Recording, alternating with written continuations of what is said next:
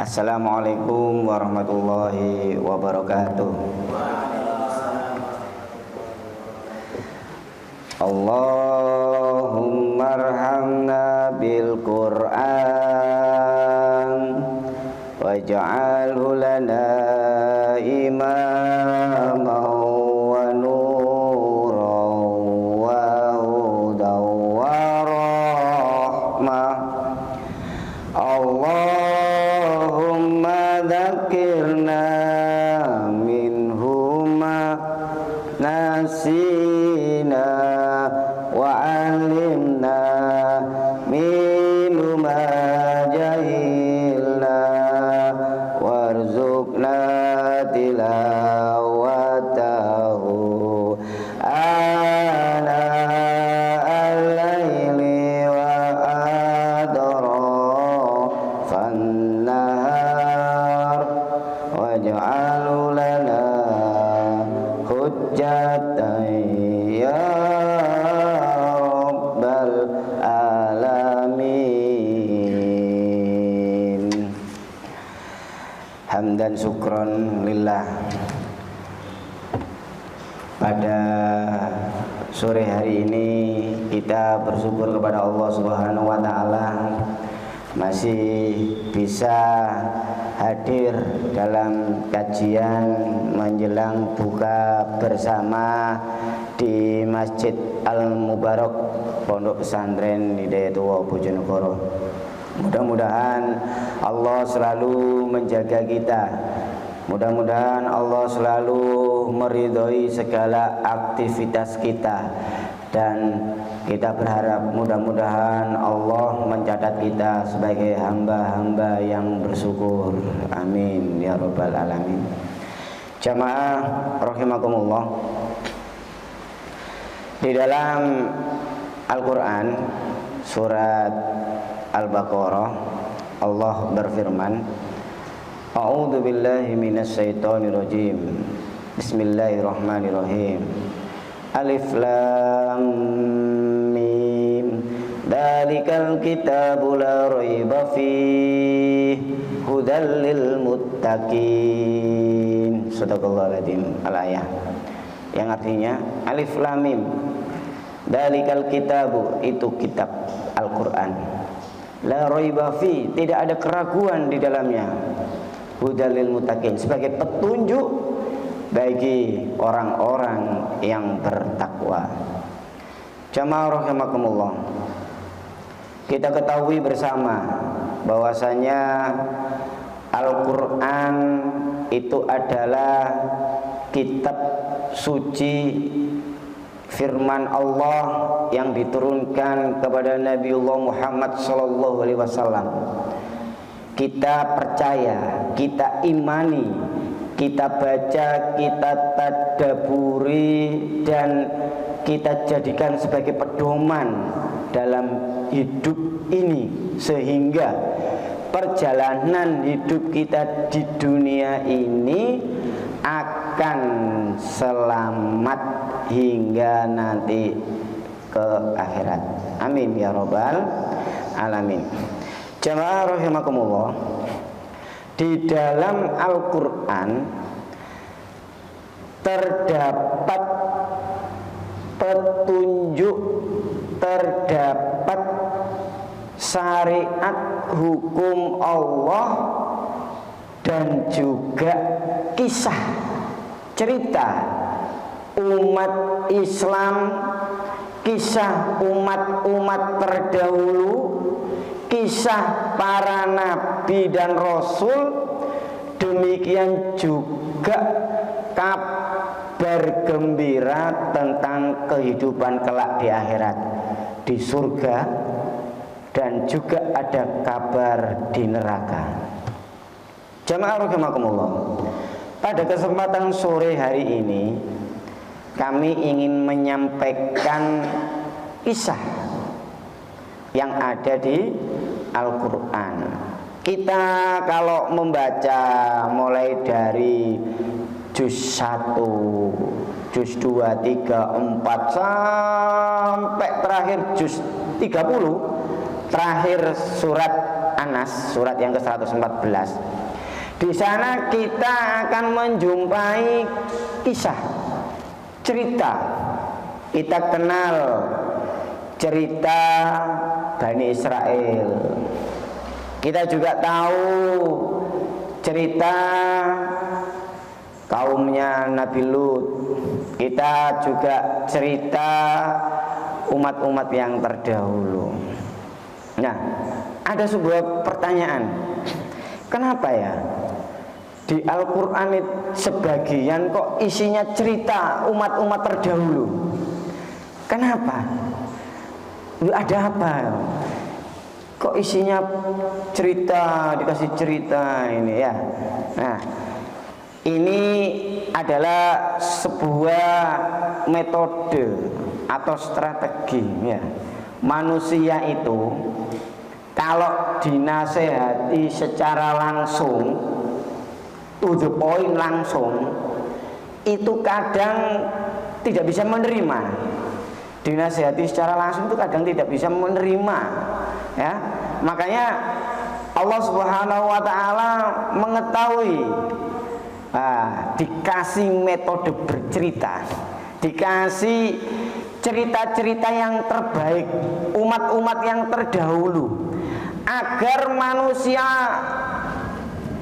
berproses, berpikir, bertadabur, akhirnya nanti akan muncul sebuah perenungan sehingga ia akan membuat sebuah kesimpulan di situ, dan mudah-mudahan ada hikmah, ada nilai-nilai positif sehingga manusia akhirnya oh ternyata begitu maksudnya Allah. Jamaah rahimakumullah, diceritakan di dalam Al-Quran jauh beribu-ribu tahun yang silam, yang mana seorang nabi berdakwah kepada umatnya. Nabi ini bernama Nabi Nuh alaihissalam. Nabi Nuh alaihissalam dakwahnya begitu tekun, istiqomah, tidak pantang menyerah, girohnya begitu tinggi, jiwa dakwahnya tidak diragukan. Ia masuk desa, masuk kota, ya, kemudian ke penjuru gurun, didatangi, umatnya didatangi. Meskipun dakwahnya ini responnya sedikit, banyak yang memusuhinya, banyak yang menolaknya, bahkan mencaci makinya.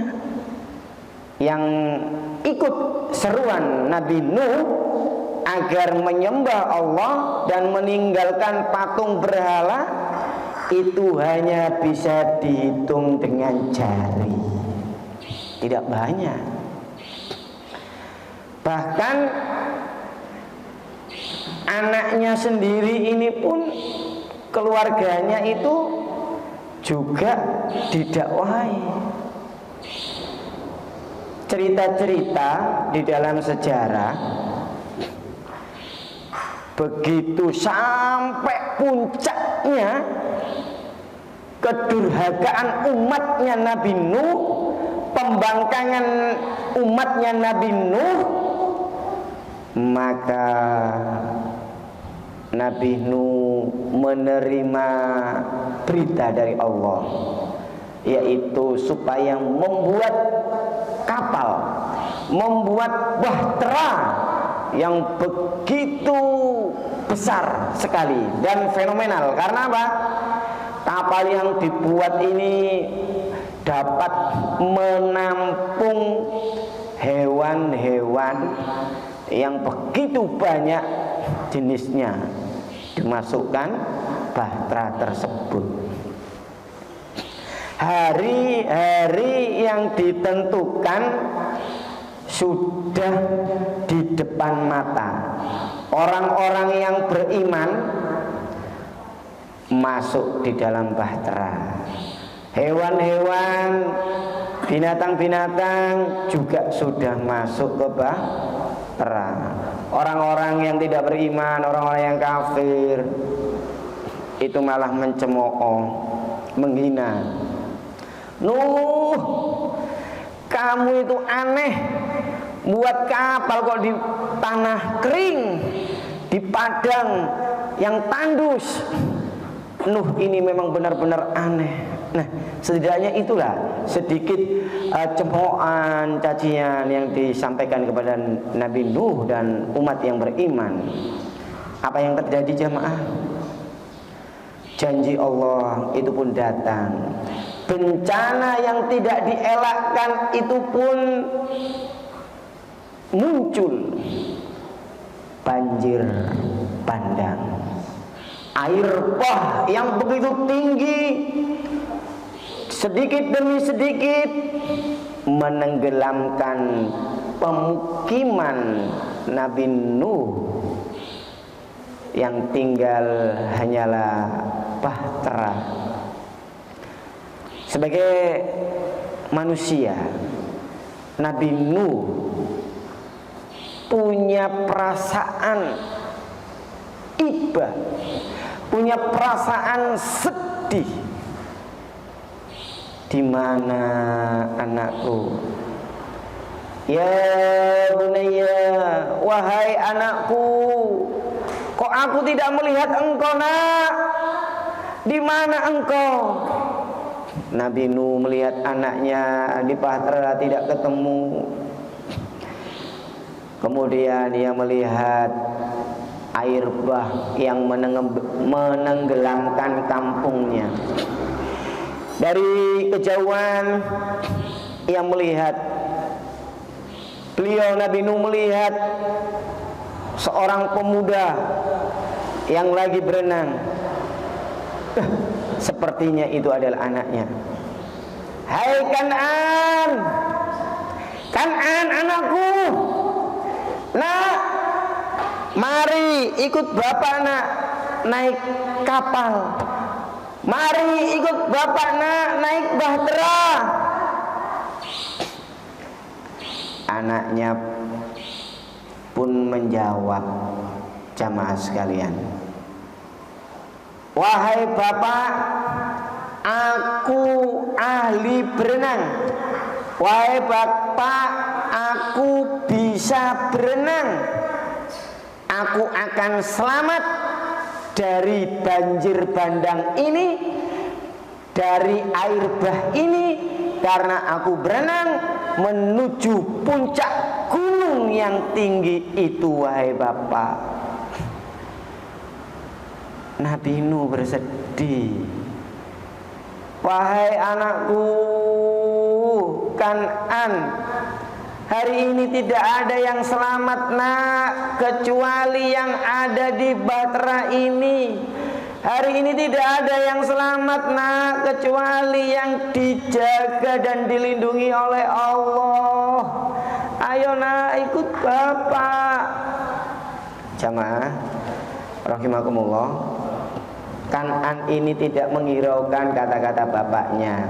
Kan'an ini ternyata tidak mau mendengar dan mengikuti seruan Nabi Nuh bapaknya. Akhirnya apa yang terjadi? Kan'an ini pun mati tenggelam dengan air bah.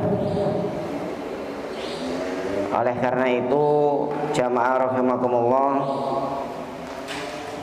kisah ini menjadikan sebuah inspirasi kepada kita. Yang pertama berkaitan sebagai orang tua. Yang kedua berkaitan dengan seorang anak. Yang pertama berkaitan dengan orang tua. sebagai orang tua yang sudah berkeluarga dan mempunyai anak, maka orang tua yang bijak, orang tua yang baik, orang tua yang sholih akan mengajak keluarganya ke dalam kebaikan, akan mengajak anggota keluarganya, anaknya, istrinya ini menuju ketaatan kepada Allah Subhanahu wa taala. Oleh karena itu, di dalam keluarga harus muncul saling amar ma'ruf nahi mungkar, saling nasihat menasehati, saling mendoakan. Ini harus muncul. Karena apa?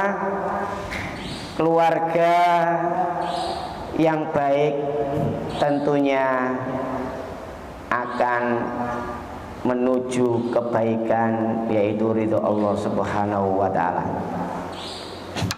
Kemudian yang kedua, jamaah rahimakumullah, berkaitan dengan anak, yaitu bagaimana seorang anak mempunyai cita-cita menjadi anak yang sholih, anak yang taat kepada kedua orang tua, anak yang bisa berbakti kepada orang tuanya. Ya, ini yang harus dipegang oleh seorang anak. Oleh karena itu jamaah, kita ingat Al-Quran, yaitu di dalam surat At-Taghabun juz 28, ayatnya adalah ayat ke-14.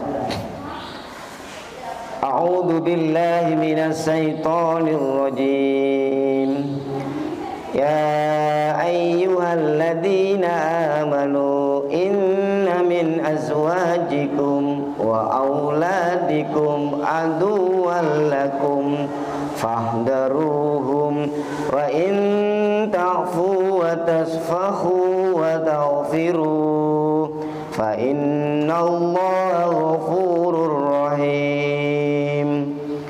Kemudian dilanjutkan di ayat 15, innama amwalukum wa auladukum fitnah wallahu indahu ajrun adim. Jamaah rahimakumullah, ayat ini menginformasikan kepada kita bahwasanya di antara istri, pasangan hidup kita dan anak-anak kita itu ada yang potensi menjadi musuh dan ada yang potensi menjadi fitnah atau cobaan. Oleh karena itu jamaah, bagaimana sikap kita? Maka sebagai orang-orang yang beriman, sikap kita itu harus mendidik. Mendidik di sini proses, ya, proses, tidak simsalabim membalikkan tangan akhirnya menjadi baik, tapi proses, butuh waktu.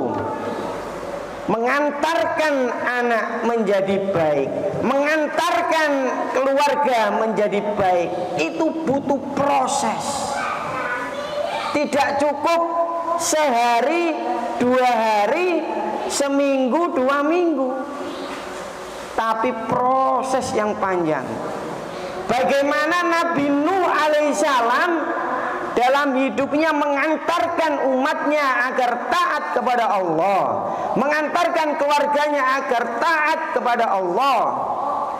Tetapi jamaah rahimakumullah, dalam perjalanan umatnya itu ada yang membangkang, umatnya itu ada yang tidak beriman. Bahkan anaknya Nabi Nuh pun tidak taat. Oleh karena itu kita butuh sebuah kesabaran ketika kita mengantarkan anak menjadi baik, mengantarkan keluarga menjadi baik. Kesabaran ini terus menerus harus ada. Kemudian yang kedua, yaitu kita berbekal ilmu dengan datang mengajak ke majelis ilmu, dengan datang ke pengajian, kemudian kita bacakan cerita-cerita, kita bacakan kisah-kisah yang baik, ya, dengan ilmu. Kenapa? Ya karena ketika dengan ilmu, kita berilmu, maka itu akan mempengaruhi pola pikir, akan mempengaruhi pola hidup semakin baik. Semakin ilmu bertambah, maka semakin dekat keimanan bertambah, juga dekat kepada Allah Subhanahu wa ta'ala. Kemudian yang ketiga, kita punya sebuah kesabaran, kita punya sebuah ilmu, mengantarkan dengan ilmu. Yang ketiga ini yaitu sifat memaafkan, ya, memaafkan. Oh, ini salah, kita maafkan. Dan kita juga siap kalau berbuat salah ya minta maaf. Nah, kemudian selain memaafkan, kita juga mendoakan. Kita juga mendoakan. Nah, jamaah rahimakumullah, ada hadis Nabi Muhammad SAW, apabila mati anak keturunan Adam, maka terputuslah semua amalnya kecuali 3 perkara.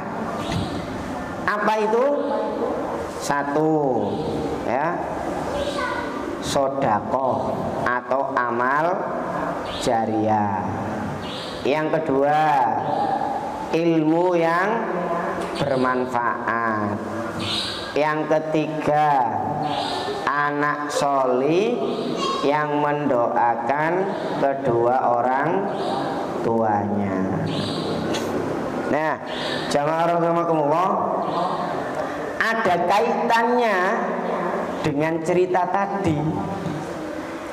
Ya, di awal tadi saya cerita Nabi Nuh alaihissalam dan anaknya yang nggak mau taat, akhirnya mati tenggelam. Ya, nah ini hadis ini yang ketiga itu adalah anak sholih yang mendoakan kepada kedua orang tuanya. Ini sangat penting. Ibaratnya adalah harta yang berharga. Harta yang berharga, anak sholih yang mendoakan kedua orang tuanya. Nah, oleh karena itu jamaah rahimakumullah, kita sebagai orang tuanya itu punya doa khusus yang kita tujukan kepada anak-anak kita. Ya, doa-doa khusus yang kita tujukan kepada anak-anak kita, keturunan kita, mudah-mudahan anak keturunan kita itu anak yang baik, anak yang sholih, anak yang taat, anak yang berbakti, anak yang berguna untuk agama, bangsa, dan negaranya. Seperti apa doa itu? Nah, contohnya ya, Rabbi habli minas solihin, Rabbi habli minas solihin, ya Allah karuniakanlah kepadaku anak yang solih. Nah, ini contoh Rabbi habli minas solihin. Kemudian yang kedua, Rabbana hablana min azwajina wa dzurriyyatina qurrata a'yun waj'alna lil muttaqina imama.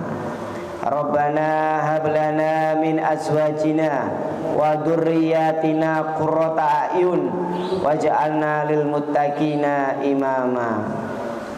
Ya Allah, anugerahkanlah kepada kami pasangan, Rabbana hablana min azwajina wa dzurriyyatina, dan anak keturunan yang indah dipandang, qurrata a'yun, sejuk dipandang, dan jadikanlah sebagai pemimpin bagi orang mukmin. Ya, itu contoh doa. Kita doakan kepada anak kita. Kalau tidak pakai bahasa Arab, pakai bahasa Indonesia boleh. Bahkan sebutkan nama anak ini. Ya. Karena apa? Seorang orang tua, ayah atau ibu itu senang sekali, harapannya anak-anaknya itu nanti yang akan mendoakannya ketika ia sudah dibungkus kain kafan meninggal dunia, dan anaknya ini nanti yang mendoakannya. Saya punya cerita. Waktu itu di rumah sakit, samping sebelahnya orang tua yang sakit ini menelpon anaknya, "Nak, ibu mau pulang dari rumah sakit, tolong ibu dijemput ya nak, sekitar jam 12 atau setelah duhur." Jamaah rahimakumullah, apa jawaban si anak ketika ibu ini memanggil anaknya, ibu ini membutuhkan anaknya? Jawabannya si anak, karena saya tahu, saya di pinggirnya ya, "Bu, kok saya yang disuruh? Kenapa kok enggak kakak saja? Kakak yuk ada. Saya loh Bu sakit di rumah. Coba telepon kakak." Jamaah rahimakumullah, saya yang mendengar ini pun ikut sedih. Tidak tahu orang tuanya. Orang tuanya ya mungkin ikut sedih. Saya ini sedih, ya Allah, ya Allah. Dipanggil ibunya. Ibunya ini mau pulang dari rumah sakit, tapi kok tidak mau, malah nyuruh kakaknya. Malah nyuruh kakaknya yang suruh jemput. Jamaah rahimakumullah, mudah-mudahan ini tidak terjadi kepada kita. Mudah-mudahan tidak terjadi kepada anak kita. Ya, ketika kita memanggil anaknya, "Wahai anakku, mari ke sini." Anaknya pun sikap, "Ya Bu, saya siap." Datang memenuhi panggilan ibu.